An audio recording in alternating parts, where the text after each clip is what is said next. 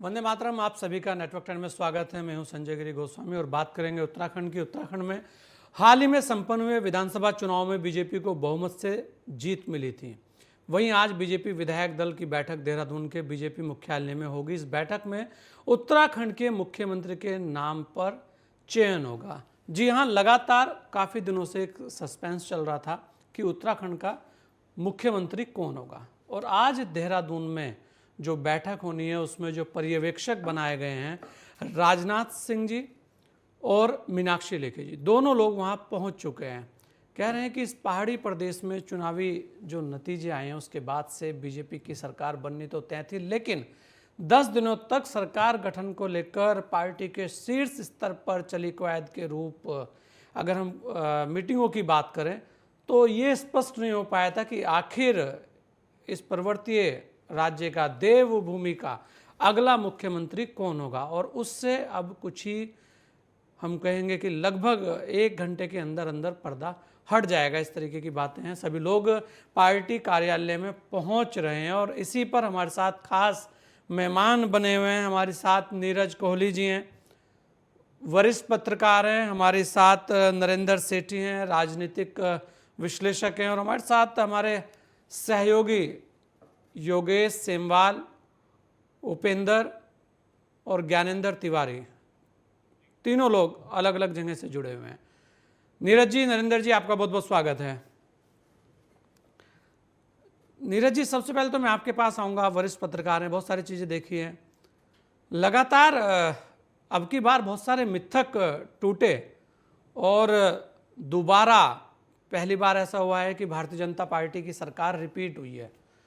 ये एक उत्तराखंड के लिए एक बड़ी बात रही है। तो ऐसे में क्या कहेंगे आप कि आखिर वो कौन से कारण रहे कि जो जनता को फूल भाया, और 10 दिन का जो सस्पेंस चल रहा है उसके लिए क्या बोलेंगे जी? हाँ संजय भाई, देखो, दो तरह की बात है।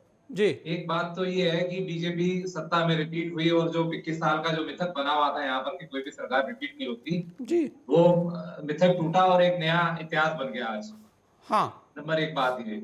इसके पीछे जो मैं बड़े कारण देखता हूँ, जो बीजेपी के पक्ष में जो बड़े कारण जाते हैं, जो बड़ी चीजें हैं, वो सबसे बड़ी चीज यही है कि अ, नरेंद्र मोदी जी का जो कहते हैं ना कि मैजिक, जो जादू है, वो इस बार भी चल गया। मोदी मैजिक। और जी मोदी मैजिक, और कुछ ऐसी सीटें हैं विधानसभा की जो बीजेपी की, जो मतलब एक किस्म से कहें कि कमजोर कड़ी मानी जा रही थी टिहरी और पौड़ी में। वहां पर रही सही कसर जो है योगी आदित्यनाथ जी ने पूरी कर दी। उनकी जी। जनसभाएं हुई और वो भी सीटें जो है बीजेपी के पक्ष में। तो ये कह सकते हैं आप कि मोदी और योगी की जोड़ी की जो है उत्तराखंड में कमल खिला है। और मतलब एक तरह से। जी। नीरज भाई, क्योंकि अभी अभी खबर ये भी आ रही है कि मीनाक्षी लेखी और राजनाथ सिंह जी पहुंच चुके हैं किसी निजी होटल में। मीटिंग चल रही है। एक बार वहां भी चले चलते हैं। वहां योगेश सेमवाल बने हुए हैं, उनसे भी जान लेते हैं कि क्या खबर है। योगेश, क्या खबरें आ रही हैं आपके पास? बिल्कुल संजय जी, हम आपको बताना चाहेंगे कि एक निजी होटल में जितने भाजपा के वरिष्ठ विधायक हैं और साथ ही सांसद मौजूद हैं यहाँ पर आपको दिखाएंगे कि भीड़, पहले आपको थोड़ा सा दिखा देते हैं कि पूरी भीड़ है यहाँ पर, क्योंकि हर कोई इंतजार कर रहा है कि आखिर बैठक में क्या चल रही है। बैठक में सभी मौजूद हैं और बैठक जो है वो शुरू हो चुकी है। राजनाथ सिंह अभी लगभग 5 से 6 मिनट पहले यहाँ पर पहुँचे थे। मीनाक्षी लेखी भी पहले पहुँच चुकी थी यहाँ पर थोड़ा देर समय पहले, और उसके बाद यहाँ पर बैठक शुरू हुई। इसमें जो निशंक हैं वो मौजूद हैं, कार्यवाहक मुख्यमंत्री जो है पुष्कर सिंह धामी वो मौजूद हैं, उसके साथ ही वरिष्ठ नेता, फिर चाहे हम बात करें अरविंद पांडे की या फिर हम प्रेमचंद्र अग्रवाल की बात करें वो मौजूद हैं, सांसद जो हैं अजय भट्ट वो मौजूद हैं, और सारे के सारे अभी ऊपर में यहीं पे जो है फर्स्ट फ्लोर में बताया जा रहा है कि वो बैठक चल रही है। लगातार वहाँ पर बातचीत हो रही है कि आखिर कौन क्या और कैसे जो है अब मुख्यमंत्री का चयन किया जाए, आगे जो है मुख्यमंत्री कौन होंगे, ये सभी चीज़। इसके बाद यहाँ से निकलेंगे, इस जो यहाँ पर बैठक होगी, बैठक के बाद भाजपा कार्यालय जाएंगे। भाजपा कार्यालय में फिर विधायकों के साथ बैठक होगी, लेकिन जितने वरिष्ठ विधायक हैं उनके फिर सारे जितने सांसद हैं, सभी सांसद और वरिष्ठ विधायक यहाँ पर मौजूद हैं। और अब बैठक शुरू हो चुकी है। राजनाथ सिंह भी मौजूद है और बैठक अभी फिलहाल तो चल रही है। जी जी, बैठक चल रही है। नीरज भाई, बैठक चल रही है और सभी लोग वहाँ मौजूद हैं। उसके बाद सब लोग पार्टी जो कार्यालय वहाँ आएंगे। उसके बाद 2-3 चुनाव की बात हो रही है। इस तरीके की बातें आ रही हैं कि एक तो आज मुख्यमंत्री चुना जाना है, उसके अलावा नीरज भाई आज ही विधानसभा अध्यक्ष भी चुने जाएंगे। और ऐसा भी कहा जा रहा है कि एक और बात आ रही है कि शायद प्रदेश अध्यक्ष पर भी आज कुछ बात हो। इस तरीके की जो बातें चल रही हैं, क्या कहेंगे आप, कैसे देखते हैं जी नीरज भाई? ये तो बिल्कुल, हाँ, ये तो चुनाव पूर्व भी इस बात के संकेत मिल रहे थे कि ये चुनाव परिणाम चाहे बीजेपी के पक्ष में जाते हैं या बीजेपी के अगर विरुद्ध भी जाएंगे, तो एक तो संगठन में बदलाव को देखा जा रहा था। जिस तरह से अंतर्कलह और मनमुटाव, बहुत सारी चीजें निकल के आई थी, तो ये तो नजर आ रहा था कि संगठन में बदलाव होगा। लेकिन बड़ी बात यह है कि बीजेपी के सामने असल में ये बड़ा संकट खड़ा हो गया कि आपने कहा जो 11 दिन का सस्पेंस बना हुआ है कि जिसके चेहरे पर चुनाव लड़ा, जिसके चेहरे को प्रोजेक्ट करके बीजेपी आगे आई, वो खुद चुनाव हार गए और पार्टी चुनाव जीत गई। तो यहाँ से भी पार्टी का असमंजस और पार्टी के सामने जो है ना, बहुत सारी व्यवहारिक कठिनाइयां जो है खड़ी हो गई, एकदम संकट खड़ा हो गया कि पार्टी क्या करे। लेकिन फिर भी मैं समझता हूँ कि जिस पार्टी के 47 विधायक चुन के आए हों, 2 उसके पास राज्यसभा के सदस्य हों, 5 मेंबर ऑफ पार्लियामेंट हों उसके पास, उसको पता है कि उसको नंबर 1, नंबर 2, नंबर 3 जो उसके पास विकल्प है, किस विकल्प पे उसको जाना है। और उसके 23 मार्च जो है हमारे ये एक संवैधानिक बाध्यता है, उससे पहले पहले जी पार्टी जी जी। विधानसभा का गठन होना है। ये सब चीजें पार्टी के सामने थी, लेकिन बावजूद उसके पार्टी ने बहुत लंबा समय लगा दिया चीफ मिनिस्टर के सिलेक्शन पर। नहीं, बिल्कुल तो अंदर हम्म ये थोड़ा सा और अर्ली होना चाहिए था, समय लगना था। ये बात हम भी कहते थे कि क्योंकि बीजेपी के सामने एक जो पिछले सरकार का जो अनुभव रहा है, 3 मुख्यमंत्री जो बदले हैं प्रदेश में, जो राजनीतिक अस्थिरता रही है, इसको लेकर लगातार पार्टी पे आरोप भी लगता रहा है और पार्टी कहीं ना कहीं इस बात में मंथन भी कर रही थी कि ये वाली सिचुएशन जो है, ये परिस्थितियां फिर दोबारा नई सरकार में ना बने। अब ऐसा व्यक्ति चुन के भेजा जाए जो संगठन को, सरकार को और प्रदेश के डेवलपमेंट को और इन सब चीजों को समझते हुए, और जो लोगों की उम्मीदें हैं, जो लोगों का विश्वास और जो लोगों ने भरोसा एक बार फिर दोबारा बीजेपी पे जताया है, नहीं, यही ये बड़ी सब बड़ी चीजों पर। चुनौती है, यही नीरज भाई बड़ी हाँ, चुनौती है। नरेंद्र सेठी जी, क्योंकि बहुत सारी चीज़ें आपके भी सामने हैं, मीटिंगें चल रही हैं और वो तो पर्दा खैर अभी उठने वाला ही है और पर्दा उठेगा भी। लेकिन अगर आप देखें जिस तरीके का बहुमत बीजेपी को इस बार दोबारा मिला है, फिर मिला है, तो आने वाले समय में जो पहाड़ की चुनौतियां हैं उससे लेकर आप कैसे देखते हैं? और जो मंत्रिमंडल का गठन होगा, क्योंकि एक बात यह भी कही जा रही है कि जिस तरीके से गुजरात में, क्योंकि नए नए प्रयोग करती है भाजपा, नए नए प्रयोग करती हैं, तो उसे लेकर भी बात हो रही है। तो वो जो मंत्रिमंडल का रूप है उसे लेकर आप क्या सोचते हैं जी? बिल्कुल संजय जी, देखिए जैसे अभी हमारे साथी नीरज भाई बता रहे थे, तो मैं काफी हद तक बात से इत्तेफाक रखता हूं कि इतना सब कुछ प्रचंड बहुमत होने के बावजूद जो विलंब का कारण है, वो विलंब का कारण समझ से बाहर है थोड़ा सा। अगर भारतीय जनता पार्टी की इन चुनाव में स्थिति ऐसी होती कि उनके पास 33-34 विधायक आए होते, तो तब ये वाली मैराथन मीटिंग चल रही होती कि तब तो बात समझ आती कि यहाँ 3-4 विधायक कहां से जुटाए जाए ताकि बहुमत ले लिया जाए। जनता ने एक स्पष्ट बहुमत दे दिया, पूरा एक टीम दे दी, एक बिल्कुल परिपूर्ण बहुमत दे दिया जिसमें कि 47 विधायक हैं। सिर्फ ड्रॉबैक एक है कि उनका जो मुखिया है, जो लीड कर रहा था, वो चुनाव हार गए और उसकी वजह से ये पूरा का पूरा जो इन्होंने हॉल्ट किया हुआ है सिनेरियो, इसको, इस पूरे के पूरे आइसबर्ग को तोड़ना चाहिए। अब इसमें हालांकि सिचुएशन आ चुकी है, स्थिति आ चुकी है, एक बंद लिफाफे में वो नाम लेके आए हैं और उसको शीघ्र ये रहस्य उद्घाटन होगा और कौन किसके हाथ में कमान सौंपी जाएगी ये भी तय होने वाला है और आधे घंटे बाद। लेकिन आज प्रदेश को अगर आवश्यकता है तो वो इस बात की है कि ये प्रदेश अब प्रयोग करने की स्थिति में नहीं है जी। 20 सालों से प्रयोग होते आ रहे हैं। अब इस प्रदेश को जरूरत है तो एक स्थायी, सुदृढ़ और ऐसे दृढ़ संकल्प नेतृत्व की जो कि इसको आगे विकास के पथ पर अग्रसर होकर ले जाए। तो ये ऐसा नहीं है कि ये प्रयोगशाला बन के रह जाए कि यहाँ पे किस तरीके का वो हो, मुख्यमंत्री हो। और मुख्यमंत्री जो होता है एक तरीके से जैसे क्लास का मॉनिटर है, उसे बार बार पूछने के लिए प्रिंसिपल के पास नहीं जाना कि हमको क्या करना है, वो खुद अपने विवेक से काम ले और प्रदेश के लिए खाका तैयार करे, उसके पास रोड मैप होना चाहिए। तो इस दृष्टि का एक मुख्यमंत्री हो, वो चाहे उसमें से फिर चाहे इसमें 1 दर्जन जो नाम आ रहे हैं सामने, इनमें से कोई भी हो, लेकिन महत्वाकांक्षी हो तो केवल उसकी महत्वाकांक्षा सिर्फ प्रदेश के विकास तक सीमित। नहीं, बिल्कुल ये बहुत बड़ी बात है। और हमारी साथ हमारे सहयोगी ज्ञानेंद्र भी बने हुए हैं। ज्ञानेंद्र, मुझे लगता है ज्ञानेंद्र से संपर्क टूट गया है। उपेंद्र, आप जहां पर है वहां पर क्या स्थिति आपको लग रही है?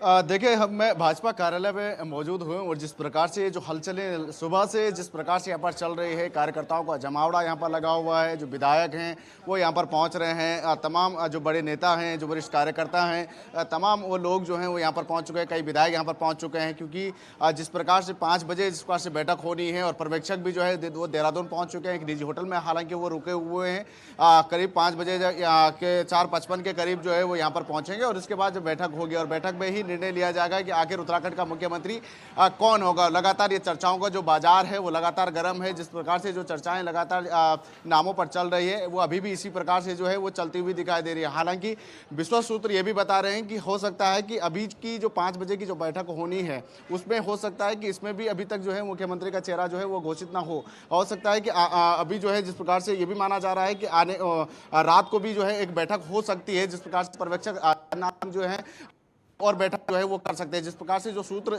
जिसको अभी तक बताए जा रहे हैं। लेकिन अभी यही देखा जा रहा है कि 5 बजे की जो बैठक होगी विधानमंडल की, उसमें ही सारा निर्णय जो है वो लिया जाए कि आखिर उत्तराखंड में मुख्यमंत्री कौन होगा, क्योंकि क्या लगातार ये देखा जाता है कि कई सारे प्रयोग जो है भाजपा करती हुई दिखाई देती है और हमेशा जो है सस्पेंस में जो है वो लोगों को रखती है और एक नए चेहरे को जो है वो मुख्यमंत्री बनाती है, क्योंकि चर्चाएं कईयों की होती है लेकिन नए चेहरे जो है वो सामने आ जाते हैं। ऐसे में ये जरूर है, चर्चाओं का बाजार जरूर गर्म है, लेकिन ये जरूर है कि 1 घंटे के अंतराल में जो है ये सब साफ हो जाएगा कि आखिर उत्तराखंड में मुख्यमंत्री किसे बनाया जाएगा। जी नहीं, बिल्कुल। ज्ञानेंद्र, अगर हम देखें लगातार, क्योंकि आप बने हुए हो और लगातार सारी चीजें देखते हुए आ रहे हो, क्या लग रहा है आपको कि अभी और कितना समय जाने वाला है? ये जो एक सस्पेंस की बात हो रही है, नीरज भाई भी सस्पेंस में है, नरेंद्र जी भी सस्पेंस में है, कि आखिर ये सस्पेंस जो उत्तराखंड के लिए बना हुआ है कब तक लग रहा है?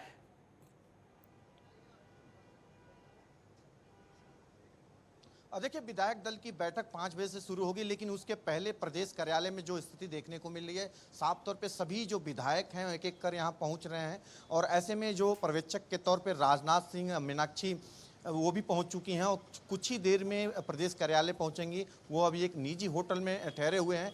खासतौर पे देखें तो 5 बजते ही ये बैठक शुरू होने वाली है और उस बैठक शुरू होने के कुछ ही देर बाद, यानी कि कुल मिला ले तो 5, 15 और 20 पे ये स्थिति साफ हो जाएगी कि उत्तराखंड का अगला मुख्यमंत्री कौन है।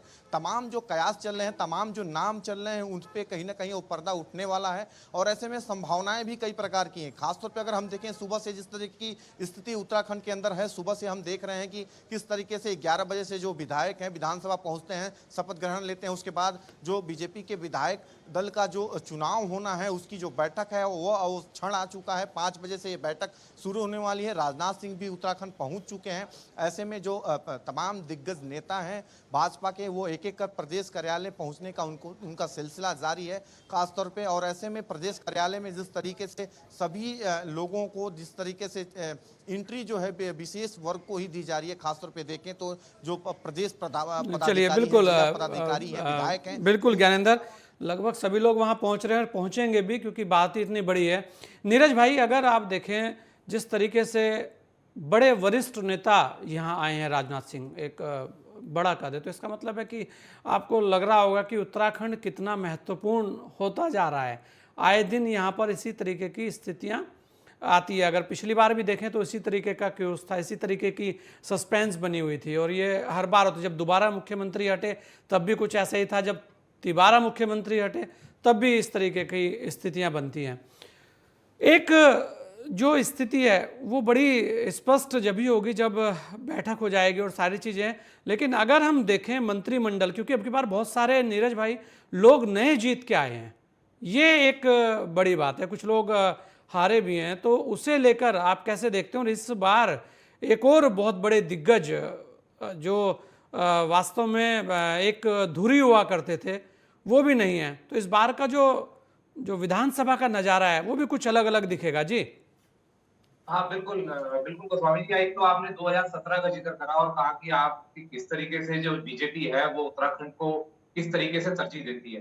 तो संजय भाई, ये मैं उत्तराखंड बनने के बाद की बात नहीं, जब ये अविभाजित उत्तर प्रदेश का हिस्सा था उत्तराखंड, तब भी देखता था यहाँ जब पार्लियामेंट के चुनाव होते थे तो अटल बिहारी वाजपेयी, लाल कृष्ण आडवाणी, मुरली मनोहर जोशी, लालजी टंडन, कल्याण सिंह जी और सुषमा स्वराज, जो टॉप लीडरशिप थी बीजेपी की, यहाँ जनसभाएं होती थी उनकी और कार्यकर्ता सम्मेलन होते थे। उस समय में भी मतलब जो है उत्तराखंड को ये नहीं देख उस नजरिए से नहीं देखते थे कि यहाँ 3 सीटें हैं, 4 है या 5 सीटें हैं लोकसभा की, लेकिन उत्तराखंड को हमेशा बीजेपी ने तरजीह दी है। जी। कांग्रेस से ज्यादा तरजीह बीजेपी ने दी है, नंबर 1 बात तो। नंबर 2 बात जो है, जो 2017 का सिनेरियो था संजय भाई, उसमें और इस 2022 के सिनेरियो में एक फर्क है कि अभी तक इसमें ये बहुत सारे नाम आगे चल रहे हैं। लगभग 8 से 10 नाम आगे चल रहे हैं, जिसमें हम डिसाइड नहीं हम मतलब एक को डिसाइड नहीं कर पा रहे कि कौन सा नेता जो है आगे उभर कर आएगा। लेकिन 2017 में था, हमने देखा कि आपने देखा उसमें बहुत पत्रकारों की डिबेट भी हुई थी। उसमें त्रिवेंद्र सिंह रावत और प्रकाश पंत जी, 2 लोगों का नाम बिल्कुल रेस में फाइनली 2 लोगों का नाम रह गया था अंतिम शो में। और पैसिफिक होटल में जब ऐलान होना था तो मैं भी वहां मौजूद था। तो ये निश्चित हो गया था इन 2 में से एक होगा। करीब ये तय हो गया था। लेकिन इस बार जो है कि जिस तरह बीजेपी ने त्रिवेंद्र सिंह रावत के बाद जो 2 मुख्यमंत्री बदले, जैसा कि आप भी कह रहे थे कि उस समय पता नहीं चला कि एकदम तीरथ सिंह जी को लेके आ गए और फिर पुष्कर सिंह धामी को लाके भी उन्होंने सरप्राइज दे दिया। तो इस बार भी स्थिति ऐसी है कि मन में तो बहुत सारी चीजें चल रही है, लेकिन बीजेपी हर बार सरप्राइज देती है। जो लोग दौड़ में होते हैं, जो लोग चर्चाओं में होते हैं, बीजेपी उनसे हटकर बीजेपी ने हर बार अलग हटकर नाम दिया उत्तराखंड के अंदर। तो उन सब चीजों को देखते हुए वो जो अनुभव रहा है उसको देखकर मतलब खाली कयासबाजी का दौर है, ये कहना बड़ा मुश्किल है कि बीजेपी किस पर कार्ड खेलेगी। लेकिन इतना जरूर है कि जो पिछला एक्सपीरियंस रहा है बीजेपी का 5 साल का, कि आपने 3-3 प्रचंड बहुमत के बाद 57 विधायकों की सरकार के बाद आपने 3-3 चीफ मिनिस्टर बदल दिए। वो जो बीजेपी पर आरोप लगा, राजनीतिक अस्थिरता का आरोप लगा और पूरे दुनिया ने देखा, उसमें बीजेपी की बदनामी भी हुई, जगहसाई भी हुई। तो मुझे लगता है उन सब चीजों से सीख कर बीजेपी ने कहीं ना कहीं बहुत गहराई से, बहुत अच्छे तरीके से बात पर मंथन करा होगा कि यार इस बार ऐसी लीडरशिप दी जाए जिससे कि इस तरह की नौबत तो ना आए कि बार बार जो है राजनीतिक अस्थिरता की नौबत आ जाए। क्योंकि आप देखेंगे अगर हमारा 21 वर्षों का जो कार्यकाल देखें उत्तराखंड का, तो एक चीफ मिनिस्टर हुए एनडी तिवारी, जिन्होंने जैसे तैसे अपना 5 साल का कार्यकाल पूरा किया। उसके बाद किसी मुख्यमंत्री ने अपना पूरा 5 साल का पूरे कार्यकाल नहीं किया। हाँ, ठीक नहीं है, ये भी नीरज भाई बड़ी बड़ी बात रही है ये, और ये बहुत ही इसकी चर्चा शायद मुझे नहीं लगता कि कहीं ना होती हो। पूरे भारत में इस बात की चर्चा होती है कि उत्तराखंड में ऐसा क्या है कि छोटा सा प्रदेश है और 5 साल मुख्यमंत्री नहीं रह पाता है।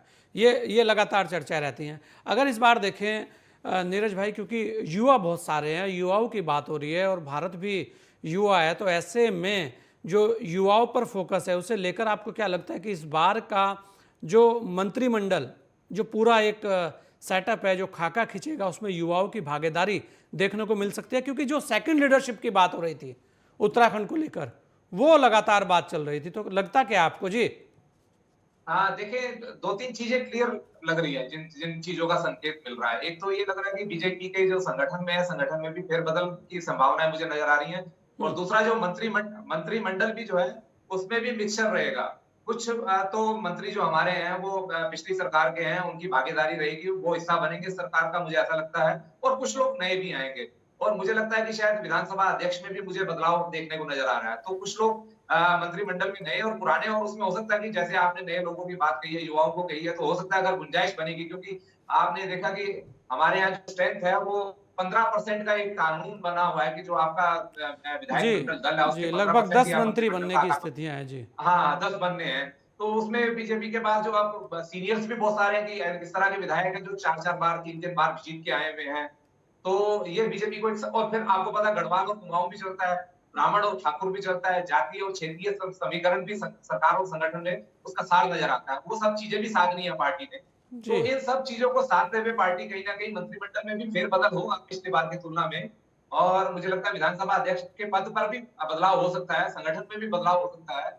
और मुख्यमंत्री का जो अभी चयन होना है उसमें तो अभी तो कुछ देर में उसके रहस्य से भी पर्दा उठने वाला है। नहीं बिल्कुल, तो वही सबसे बड़ा सस्पेंस तो वही बना हुआ है कि जो पर्दा उठना है वो पर्दा कब उठेगा नरेंद्र जी? चलिए, पर्दा भी उठेगा अभी थोड़ी देर बाद, लेकिन अगर हम देखें जो नई जो मंत्रिमंडल का गठन होगा, जो नई विधानसभा का गठन होगा, उसमें आपको क्या लगता है कि इस बार बीजेपी के सामने उत्तराखंड को लेकर चुनौतियां कितनी बड़ी हैं? कौन कौन सी चुनौतियां हैं जिनसे पार पाना है? क्योंकि अभी तक तो ठीक है, अभी तक ये हो रहा था चुनाव में जा रहे हैं और कोरोना का काल भी गया, लेकिन इस बार जो स्थितियां हैं, बहुमत की सरकार है और जनता ने जो अपनी जो दे सकते थे झोली से निकाल के सब कुछ दे दिया उत्तराखंड की जनता ने, तो ऐसे में जो प्रेशर है, जो दबाव है, वो बहुत ज्यादा होगा सरकार पर। तो क्या लगता है आपको? वाकई देखिए संजय जी, दबाव तो वास्तव में बिल्कुल होगा। बिल्कुल इसलिए भी होगा क्योंकि जब ये नेता चयन करने में 47 विधायक इतना समय लग रहा है, और आप सोचिए कि उस मंत्रिमंडल को गठन करने में कितना दबाव होगा और किस तरीके की इनके ऊपर प्रेशर पॉइंट्स होंगे। लेकिन एक चीज मेरे को ये नहीं समझ आती कि जब आप जनता ने आपको एक तरफा आंख मूंद कर, आप जनता ने महंगाई हो, बेरोजगारी हो, पलायन हो, प्रचार हो, या आप दल बदल हो, राजनीतिक अस्थिरता हो, मुख्यमंत्री बदलने का मामला हो, हर मामले को दरकिनार करके जनता ने कहा इन सब के बावजूद हमको भारतीय जनता पार्टी चाहिए।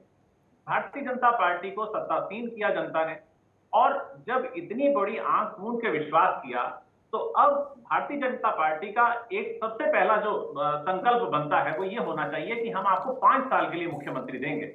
हम आपको कांग्रेस की तरह, नारायण दत्त तिवारी की तरह एक ऐसा मुख्यमंत्री देंगे जिसके पास एक विजन होगा, जिसके पास एक दूरदृष्टि के तहत एक खाका होगा कि मुझे प्रदेश का विकास कैसे करना है, यहाँ के युवाओं को किस तरीके से मुझे यहीं पर रोजगार देकर समायोजित करना है, और किस तरीके से हमने यहाँ की आर्थिकी को सुदृढ़ करना है। पर्यटन प्रदेश के नाम से जाना जाता है, किस तरीके से यहाँ के पर्यटन को हमने बढ़ावा देना है। और तीर्थाटन, जहाँ एक बार तो इस तरीके का माहौल हो गया था कि यहाँ तीर्थ यात्री आने में भी सोचने लगे थे, संकोच करने लगे थे, उनको किस तरीके की सुविधाएं मुहैया करानी है। इन सब बातों को ध्यान में रखते हुए एक प्रचंड बहुमत के साथ जो भारतीय जनता पार्टी के पास एक पूरा जनादेश है, उस जनादेश के तहत अगर एक अच्छी सोच के और इस प्रदेश के विकास के लिए अगर वो मंत्रिमंडल चुनते हैं, तो मुझे लगता है कि उनके लिए भी अच्छा। जी बिल्कुल, उनके क्योंकि लिए देखिए भी। दो मंत्री तो ऑलरेडी ड्रॉप हो, जी जी जी, बोलिए बोलिए नरेंद्र जी, इकबाल बोलिए। आर्या और हरक सिंह रावत। हम्म। आप देखिए ये तो दो तो जा ही चुके हैं। जी। तो आपके पास जी, मुझे लग रहा है तो टीम को हटा के, जिनको जरूरी नहीं है कि आपने साथ बोझा बांध के ही चलना है पुराने मंत्रियों को, ये कोई किसी कार्यविधि में नहीं लिखा हुआ कि आपने मंत्री लेने ही लेने हैं। तो आपके पास एक प्राचुर मात्रा में आपके पास पूरा कोटा है, आप 6-7 नए मंत्री ले सकते हैं। तो अब चयन करना है, ये सोच देखनी पड़ेगी कि आपको किस पृष्ठभूमि से लेना है। उनकी जरूरी ये नहीं देखना कि वो कांग्रेस की पृष्ठभूमि से हैं तो इसलिए उनको मंत्री ना बनाया जाए। अगर उनकी क्षेत्र के प्रति, अपनी विधानसभा के प्रति उनकी सोच और उनका समर्पण अच्छा है तो उनको भी मौका दिया जाना चाहिए। तो इन सब बातों को, इन सब पहलुओं को मद्देनजर रखते हुए इस तरीके से एक बिल्कुल पूरा का नरेंद्र पूरा जी, खाता तैयार और हो। लगातार सबकी नज़र बनी हुई है। योगेश, क्योंकि महत्वपूर्ण यह है कि जो बैठक चल रही है वहाँ कौन कौन चेहरे आपको दिख रहे हैं और कितने लोग आते दिख रहे हैं, क्योंकि अभी हमने देखा कि आपकी जो तस्वीर थी उसमें तीरथ सिंह रावत जी भी वहाँ पर दिखाई दिए हैं।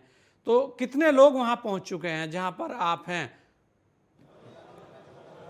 और एक बार तस्वीर दोबारा दिखा दीजिएगा। बिल्कुल, अगर हम वरिष्ठ नेताओं की बात कर, जी बिल्कुल, पहले मैं आपको दिखाना चाहूँगा कि हम जहाँ पर हैं ये निजी होटल है। बाहर पूर्व मंत्री भी यहाँ पर बैठे हुए हैं, पूर्व विधायक भी थे, और उसके साथ ही अगर हम बात करें तो भाजपा के कई वरिष्ठ जो यहाँ पर हैं मौजूद हैं। वरिष्ठ जो यहाँ पर कार्यकर्ता उनके हैं या फिर वरिष्ठ नेताओं की बात करें तो वो मौजूद हैं।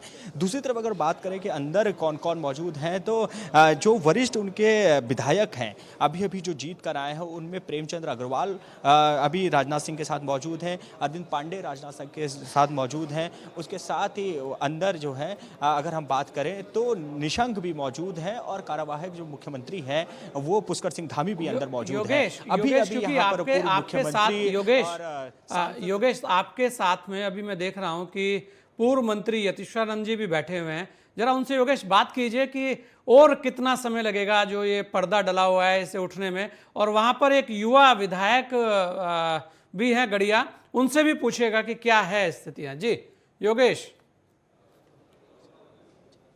जी बिल्कुल, हम उन्हीं के पास जाते हैं और थोड़ा बड़े भारी भरकम मंत्री थे पिछली बार, स्थिति क्या है, कैसी है। तो जी बिल्कुल, सबसे एक एक करके हम बात करेंगे। पहले भाई साहब से थोड़ा सा भाई साहब आपसे बात कर लेते हैं थोड़ा सा सीधे। जिस तरह की ये स्थिति अभी चल रही है, पूरा आप कैसे देख रहे हैं इस स्थिति को पूरा?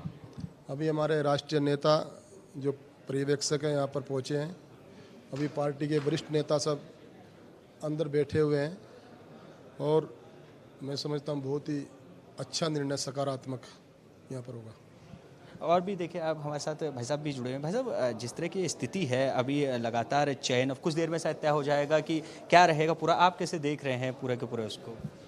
अभी विधायक दल की बैठक होनी है, बैठक होनी, उसमें तय होगा सब। भाई साहब, योगेश, मुन्ना सिंह चौहान जी हैं, योगेश पहले उनसे थोड़ा सा यहाँ बात पर कर लेते हैं। योगेश, यहाँ सुरेश गढ़िया भी हैं, हाँ मुन्ना सिंह जी हैं जी, बिल्कुल। क्या कहना है मुन्ना सिंह जी से, जरा पूछिए कि सस्पेंस कब तक रहेगा? जी भाई साहब, जी भाई साहब, कब तक ये सस्पेंस रहेगा, कब क्लियर हो जाएगा पूरा? सस्पेंस वाला क्या विषय है, ये तो प्रक्रिया है। अभी विधायक दल की बैठक है 5 बजे और माननीय राजनाथ सिंह जी, माननीय लेखी जी आ चुके हैं और जाहिर तौर पे हैं, बिल्कुल एक कुछ समय में ही इसके बारे में पार्टी का जो नेतृत्व का जो निर्णय है और विधायक दलों की जो एक प्रक्रिया को पूर्ण कर लिया जाएगा। योगेश पूछिए, इतना डिले क्यों लग सकती है, कौन हो सकते हैं? ये इसमें अच्छा, इतना डिले क्यों हुआ? क्योंकि 11 दिन, लगभग आज 11वां दिन है, ये इतना डिले? कोई डिले नहीं है, कोई डिले नहीं है, कोई ऐसा थोड़ा ना, एक निर्धारित प्रक्रिया है। कॉन्स्टिट्यूशनल मैंडेट ये है कि एक निर्धारित समय के अंदर कार्यकाल को पूरा होने से पहले उसका गठन होना है, समय से रहते हुए सरकार का गठन हो जाएगा, कोई डिले नहीं है। ये तो भारतीय जनता पार्टी का मैच्योरिटी है कि भारतीय जनता पार्टी में कंसल्टेशन का, डेलिब्रेशन का। योगेश, यहाँ पे सुरेश त्रिवेंद्र सिंह रावत जी भी आ चुके हैं, थोड़ा सा उनसे भी सर, थोड़ा सा जी। मैं जाता हूँ, फिर पता करता हूँ सर, कुछ तो अभी पता करता हूँ क्या हो रहा है वहाँ। कुछ नहीं, अभी हो जाएगा, आज हो जाएगा, अभी 6 बजे। चलिए, आज हो जाएगा योगेश, अभी हो जाएगा, पर वो आ चुके हैं सब, अभी आ जाएगा जी।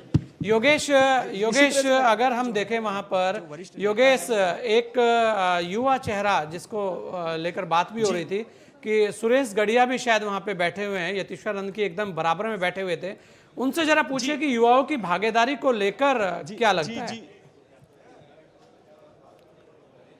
जी संजय जी, अभी भी वो बैठे थे और अब वो बाहर चले गए हैं यहाँ से जी। हमने उनसे बात कर, देखिए गणेश जोशी जी भी लगभग वहां पहुंच चुके हैं। गणेश जोशी भी आपके पीछे हैं और उसके जी